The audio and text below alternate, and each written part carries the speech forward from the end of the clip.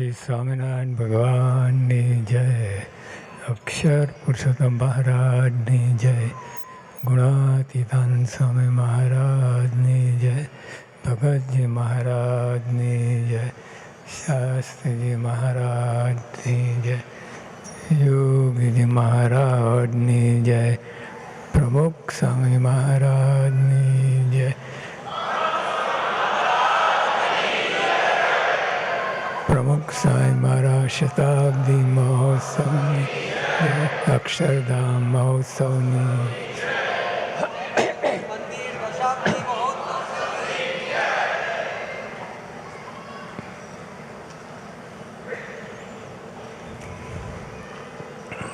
શ્રીજી મહારાજ આ પૃથ્વી પર પધાર્યા ને પછી અનંત જીવોને કલ્યાણનો માર્ગ, મોક્ષનો માર્ગ ઉઘાડું કર્યું. શ્રીજી મહારાજ આપણે આ હાહા ગળતર કરીએ છીએ, આ બધું જે કંઈ કરીએ છીએ અને કાલાવાલા પ્રભુને વાલા આપણે જે કંઈ બધા પ્રયાસો, પ્રયત્નો, સેવા, ભક્તિ બધું કરીએ એ હાહા ગળતર નહીં એમ. અને ભગવાન તો એટલા મોટા છે, એટલા મોટા છે, એટલા મોટા છે, કલ્પનામાં ના આવે. એ ભગવાનનો જોગ આપણને થયો છે, એથી કોઈ મોટી વાત નથી. મહારાજ સ્વામી બે અનાદિના માયા પરના, અનંત કાળથી માયા પરના છે. એમનો જોગ આપણને થયો, પૃથ્વી પર આવ્યા, આપણા જેવા જ થયા અને આપણને સુખ આપ્યું.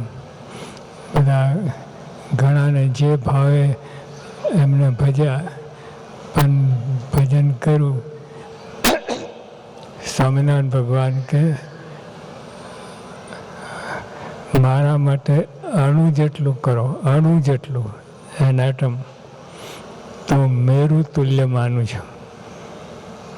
અને આપણે તો કેવી ભક્તિ બધું કર્યું છે, એટલે એનો સરવાળો તો આપણો સરવાળો જ પાર ના આવે એવું છે. તો ભગવાનની તો વાત જ ક્યાં છે. એટલે ભગવાન બહુ દયાળુ છે. કોઈ ના જાત, વર્ણ, અવસ્થા કાંઈ જોતા નથી. જે ભગવાનને ભજે એ ભગવાનના.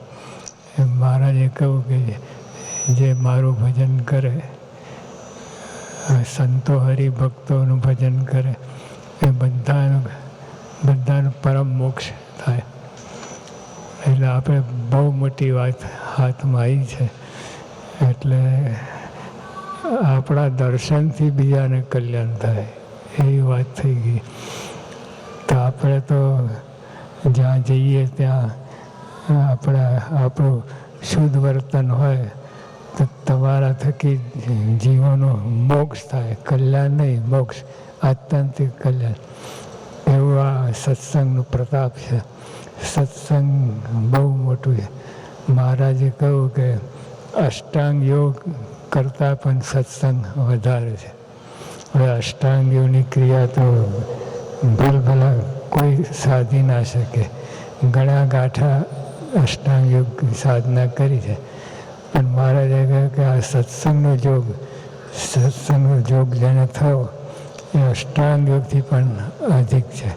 એટલે પ્રાપ્તિમાં ભલે આપણે અષ્ટાંગ યોગ સાધુ ના હોય, ધારો કે કોઈ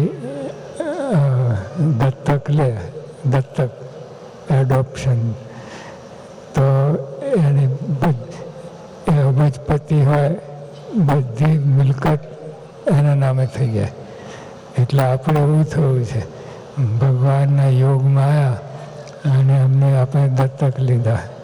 દત્તક તો શું, એથી વધારે એને બધું આપી રહ્યું. અને આ ખૂટે એમ નથી. ભગવાન જેટલું આપે એટલું વધતું જાય, ખૂટે એમ નથી. એટલે ભગવાન તો અપરંપાર છે. એટલે આપણે આ લોકમાં આવ્યા છીએ.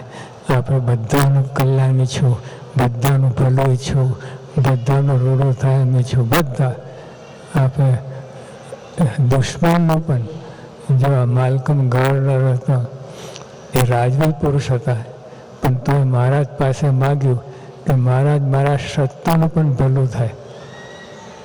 હવે રાજવી પુરુષ એને તો બધું કેટલા કાવા દાવા હોય, પણ મહારાજ પાસે આવું માગ્યું.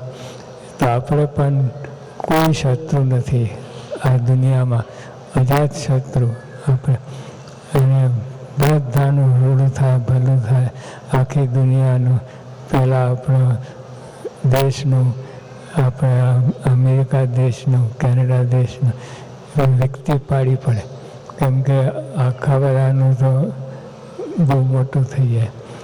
એક મહાત્મા હતા ભાવનગરમાં, તો બધાને આશીર્વાદ આપે, જાઓ બચ્ચા તમારા બાપુજી वैकुंठ में है. બીજા આવે તો કે તમારા બાપ દેવલોક में है. તો એક બુદ્ધિશાળી હતો, એને કહ્યું કે મારા બાપ ક્યાં છે? તો કે ગૌલોકમાં છે. તો કે બોલાવો ને, મારે વાત કરી છે. ના બોલે, આવે જ નહીં. પછી એને બાપુજી તો એની પાસે જ બેઠા હતા, એને બૂમ મારી તો બધી પોલ બહાર પડી ગઈ. આ એવું નથી બધી, આ બધું જબરજસ્ત વાત છે, સત્સંગની વાત છે. એટલે આપણે તમે શુદ્ધ નિયમ પાડો, તમે નિશ્ચય હોય તો તમારા થકી આપણે બધું મહારાજને તો કલ્યાણ કરવું જ છે. પેલા ગાળા સુધી, એટલે ડર્ટ ને ફિલ્થ ત્યાં એમાં જે પડ્યા હોય એનું કલ્યાણ કરવું છે. તો સોનું ને હીરા માણક હોય એ તો ક્યાં હોય છે. એટલે એકાંતિક ભક્તો, અને આપણે તો ટોપમાં રહેવું છે. જેવું તેવું કામ કરવું નથી. આપણે એકાંતિક, નથિંગ લેસ, એકાંતિક. આવા ભગવાન એવા સંત મળ્યા છે, શું કામ ઓછું કાપવું? એટલે એ વાત ધ્યાનમાં રાખીને આપણી બધી સાધના કરવી.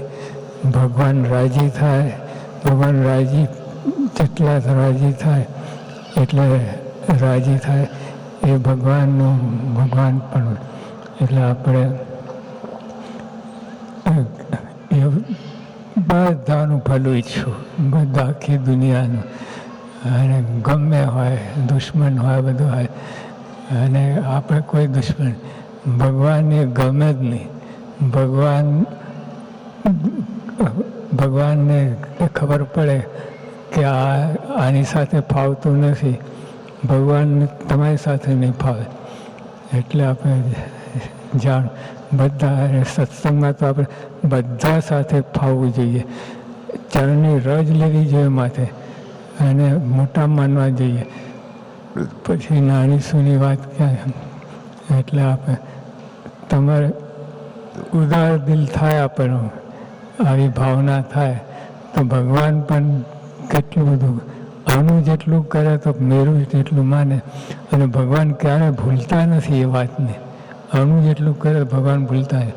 આવા ભગવાન છે, આવા ભગવાનનો રાજીપો થાય, કામ થઈ જાય, મોક્ષ થઈ જાય, અક્ષરધામ અહીંયા જ અક્ષરધામ મનાય, એ બધી પ્રાર્થના છે.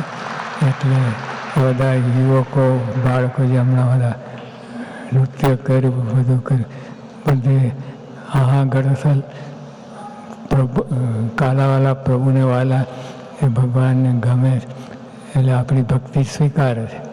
આપણે ગમે એવા હોઈએ પણ શુદ્ધ ભાવથી આપણે એમાં કપટ ના જોઈએ, શુદ્ધ ભાવથી આપણે ભગવાનને અર્પીએ. એ બધું એમને ગમે છે, બધું સ્વીકારે છે, એમ માનતા ને. એકવાર પ્રમુખ સ્વામી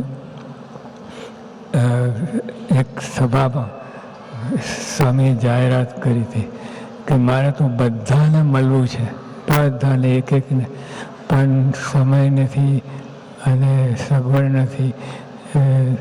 પણ એક હાર ઉપર કહીને બધાને મળી લીધું કે આ બધાને પહોંચે અને બધાને મળી.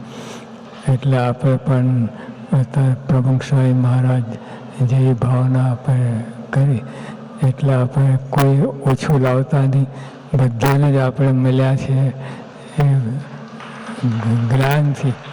સમજણ જ કરવાની છે. સમજણ કરીએ નહીં તો દુઃખી થઈએ.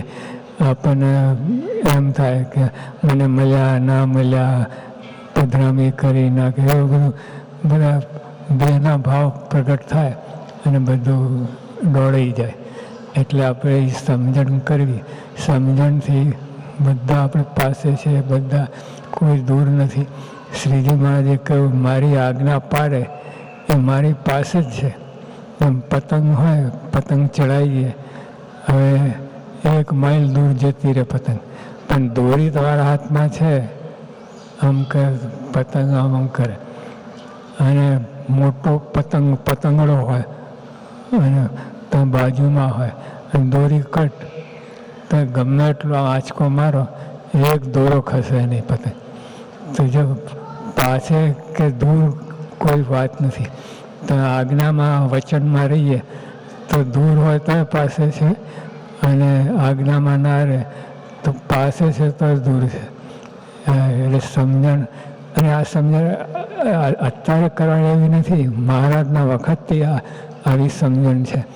અને મહારાજના વખતમાં તો જે હરિભક્તો, કેટલા હરિભક્તો સંતોને દર્શન થયાની પાસે આવ્યા નથી, તો પણ સમજણથી એ મારી ભગવાન મારી પાસે જ છે, દૂર જ નથી.